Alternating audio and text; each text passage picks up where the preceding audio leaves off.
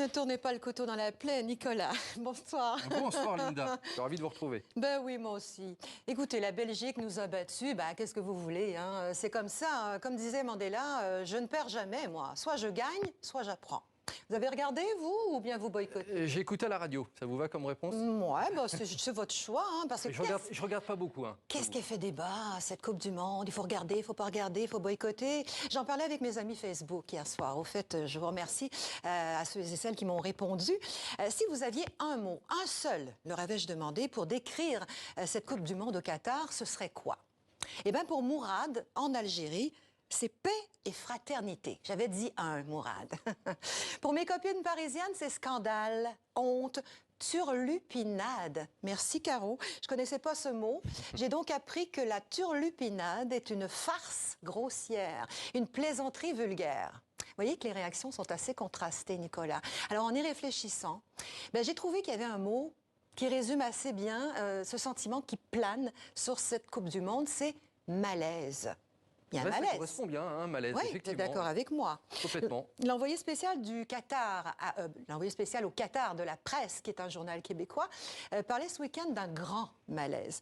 Pas dans les rues de Doha, pas dans les capitales, mais dans les capitales étrangères et chez plusieurs joueurs aussi. Alors, les raisons de ce malaise, on les connaît. Du quasi-esclavage pour les ouvriers étrangers morts sur les chantiers, l'impact environnemental, les droits humains, et puis les soupçons de corruption lors de l'attribution de la Coupe. Mais ça, c'était il y a 10 ans. Malaise. Alors, vous me connaissez, Nicolas, pour bien savoir de quoi on parle exactement, j'ai ouvert mes dictionnaires. Le fameux dictionnaire. Eh oui. Dans le Larousse, un malaise est un sentiment de trouble, de gêne, d'inquiétude, de tension. Le malaise des enseignants, par exemple. Le malaise est un inconfort que le petit Robert, lui, compare à un sentiment d'angoisse. Malaise est entré dans notre langue au XIIe siècle et s'est fait tout seul.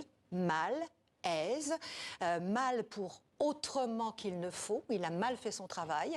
Et aise, croyez-le ou non, et qui à l'époque signifie un espace vide à côté de quelqu'un. Dictionnaire de l'Académie française, parole d'évangile, c'est génial. L'avion est presque vide, on a 4 sièges pour 2, on va se mettre à l'aise. Et puis aise devient synonyme de commodité, d'agrément et même d'argent. Ce sont des gens à l'aise. Vous l'avez compris, un malaise est donc un manque d'aise, quelque chose d'embarrassant, d'incommodant, de malaisant, comme disent les jeunes aujourd'hui, de plus en plus souvent, sur les réseaux sociaux aussi. Je pensais que c'était du québécois, moi, malaisant, mais non, c'est en fait un héritage des parlers régionaux de France. Comme quoi, il y a des mots comme ça qu'on lance par-dessus l'océan, qu'on perd de vue et qui un jour rebondissent devant nous comme un ballon de football.